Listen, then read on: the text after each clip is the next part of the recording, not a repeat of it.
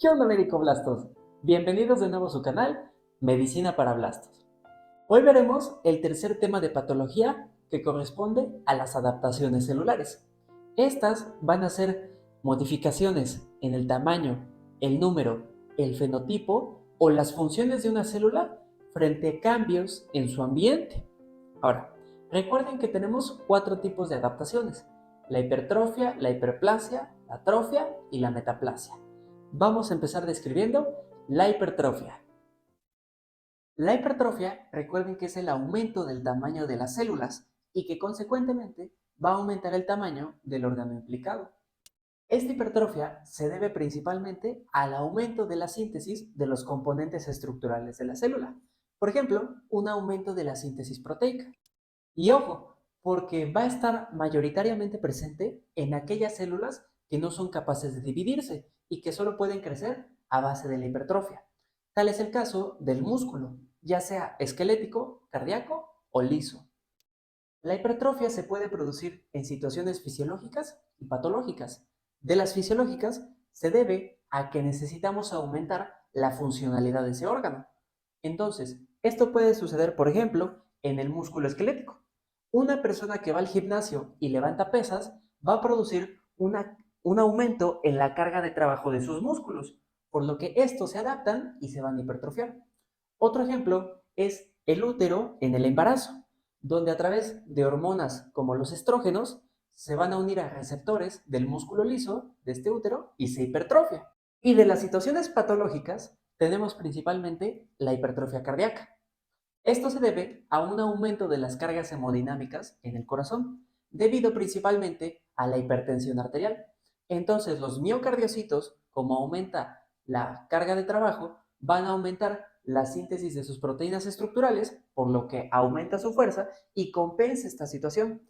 Pero cuidado, porque esta hipertrofia al inicio puede contrarrestar la hipertensión arterial, pero a largo plazo esta adaptación va a fracasar, generando incluso la apoptosis de los miocardiocitos, lo que conlleva a la insuficiencia cardíaca. Para representar gráficamente la hipertrofia, aquí tenemos 3 imágenes. En esta imagen podemos ver un útero grávido y un útero normal. Noten la diferencia de sus tamaños. Aquí tenemos una microfotografía óptica de un útero normal.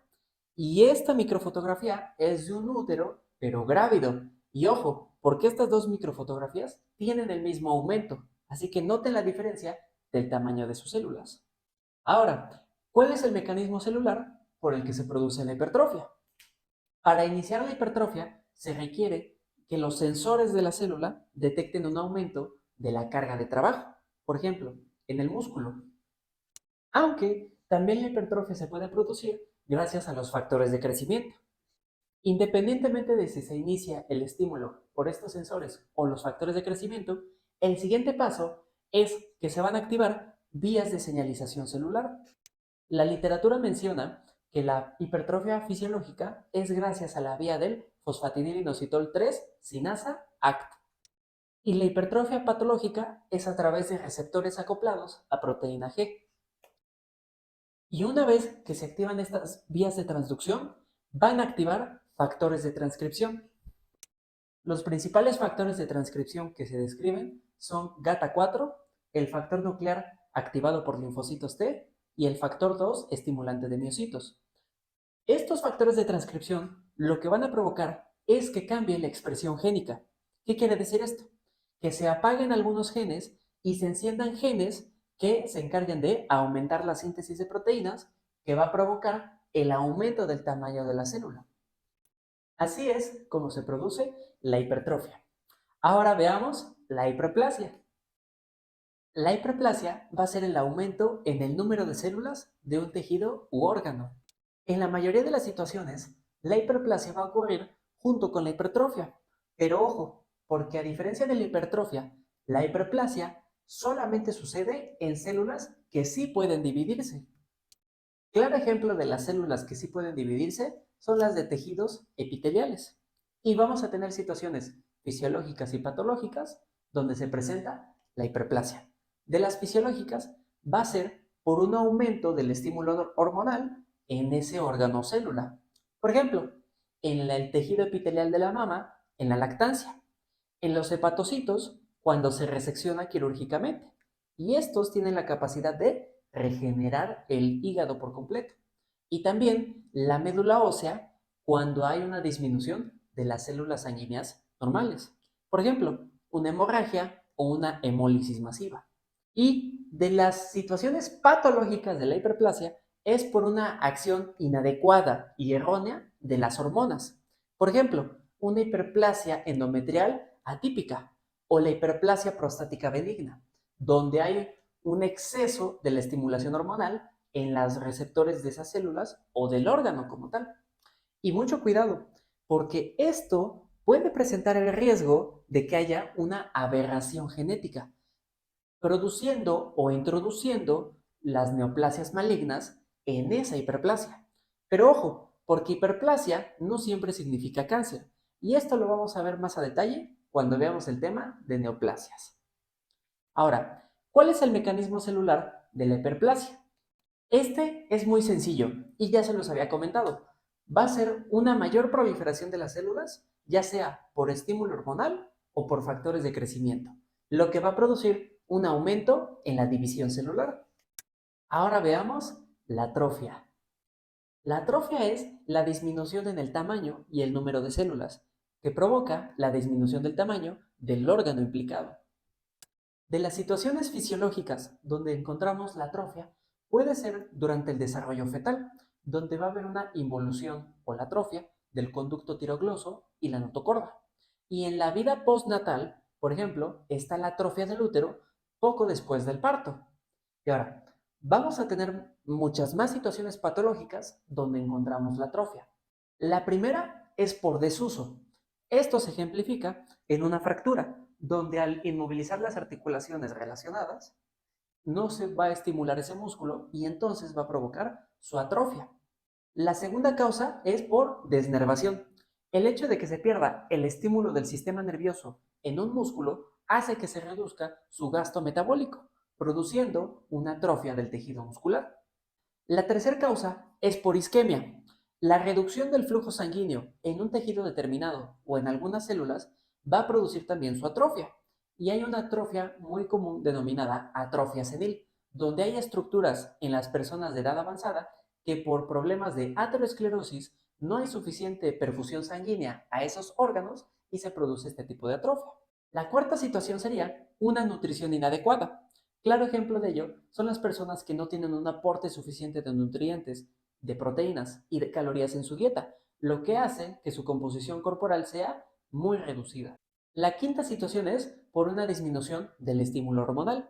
Claro ejemplo es en la menopausia, donde al ya no haber estímulo de estrógenos, el útero reduce su tamaño, así como el epitelio de la vagina. La sexta causa es por presión. Por ejemplo, en algunas neoplasias benignas o malignas, al comprimir los tejidos sanos, se van a atrofiar. Esto se piensa que es debido a la isquemia producida en los vasos que nutren a esos tejidos que están sanos. Y ahora, ¿cuál es el mecanismo celular por el que se produce la atrofia? El primer paso para que se produzca la atrofia es que se reduzcan las necesidades metabólicas de la célula. Esto lo que va a provocar es que algunos sensores en la célula disminuyan la síntesis de proteínas. Y además de disminuir la síntesis de proteínas, también se ha demostrado que aumenta su degradación a través de la vía de la ubiquitina, la cual va a marcar estas proteínas y van a ser degradadas por los proteosomas. Ahora, como ejemplo, tenemos estas dos imágenes. La de este lado es un encéfalo de un paciente de 20 años y esta es de un paciente de más de 80 años. Las mitades derechas de sus encéfalos se les reseccionaron las meninges y la mitad izquierda se les preservó para también observar las estructuras vasculares. Y ahora, el paciente de mayor de 80 años sufría de enfermedad cerebrovascular aterosclerótica. ¿Qué quiere decir esto? Que simple y sencillamente sus vasos sanguíneos tenían ciertas obstrucciones de placas de grasa o ateromas. Y recuerden que una de las causas patológicas de atrofia es la isquemia. Estas placas de ateroma evitaban la correcta perfusión sanguínea hacia el encéfalo, lo que provocó la atrofia de las neuronas. Noten cómo las circunvoluciones de este cerebro son menores que las del paciente joven y los giros o surcos se acentúan más en esta imagen que la del paciente joven. Por último, vamos a ver la metaplasia. La metaplasia va a ser el cambio reversible de un tipo de célula diferenciada hacia otro tipo de célula diferenciada. Aquellas células que se ven modificadas van a ser reemplazadas por otro tipo de célula que sea más resistente al estímulo por el que se produjo esta metaplasia o para sobrevivir de forma más efectiva al ambiente. Y vamos a encontrar varias situaciones donde se produce la metaplasia. Personalmente, yo no he encontrado una situación que sea fisiológica. Todas las que les voy a describir son por una causa patológica. El ejemplo más representativo de las metaplasias sería el del epitelio de las vías respiratorias de las personas que fuman. Recordemos que el epitelio de las vías respiratorias es un epitelio cilíndrico, pseudoestratificado, ciliado, mucoproductor. Recordemos nuestras clases de histología. El hecho de que este epitelio sea ciliado hace referencia a que posee cilios, y estos cilios actúan como escobas que van barriendo de adentro hacia afuera de la vía respiratoria todas aquellas sustancias que pueden perjudicar el acto de la ventilación. Y el hecho de que sea mucoproductor ayuda a producir un moco que nos protege de los microorganismos y de las infecciones de la vía respiratoria. Por lo tanto, las personas que fuman van a cambiar todo este epitelio en un simple epitelio escamoso estratificado. Entonces, las personas que son fumadoras crónicas van a convertir este epitelio en un simple epitelio escamoso estratificado. Y esto tiene cierto costo-beneficio. El beneficio es que el epitelio de la vía respiratoria va a resistir más las sustancias químicas nocivas del cigarro, pero el costo o la parte que perjudica es que se pierde tanto la acción de los cilios como la acción de producir moco. Esto se traduce en que los pacientes fumadores crónicos difícilmente pueden sacar a través de la tos todas las sustancias, basuras, residuos de la vía respiratoria. Por eso sienten que se ahogan. Y el hecho de que pierdan la acción mucoproductora les perjudica y los hace más vulnerables a infecciones de la vía respiratoria. Otras dos situaciones clínicas donde hay metaplasia del epitelio cilíndrico al escamoso son la deficiencia de vitamina A y la presencia de cálculos en los conductos de algunas glándulas. La deficiencia de vitamina A va a provocar una modificación de epitelio cilíndrico escamoso en el epitelio de la córnea, lo que puede alterar la visión del paciente. Y en el caso de los cálculos en el conducto salival, biliar o pancreático, va a producir también un cambio de epitelio cilíndrico a escamoso, lo que puede ayudar a resistir a estos epitelios que son tan débiles. Y una situación clínica donde se produce lo contrario, es decir, que hay un cambio de un epitelio escamoso a uno cilíndrico, es en el esófago. Las personas que presentan la enfermedad de reflujo gastroesofágico van a presentar en su esófago una metaplasia del epitelio escamoso al epitelio cilíndrico. Esta situación clínica donde hay metaplasia del esófago por la enfermedad de reflujo gastroesofágico se conoce como esófago de Barrett. Y ojo, ¿por qué aquí se produce lo contrario? Si sabemos que el epitelio escamoso es muy resistente.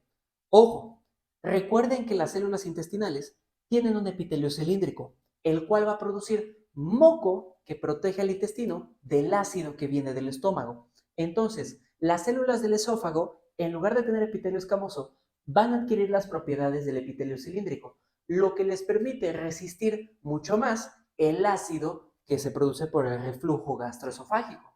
En esta imagen nosotros podemos ver la metaplasia del esófago de Barrett.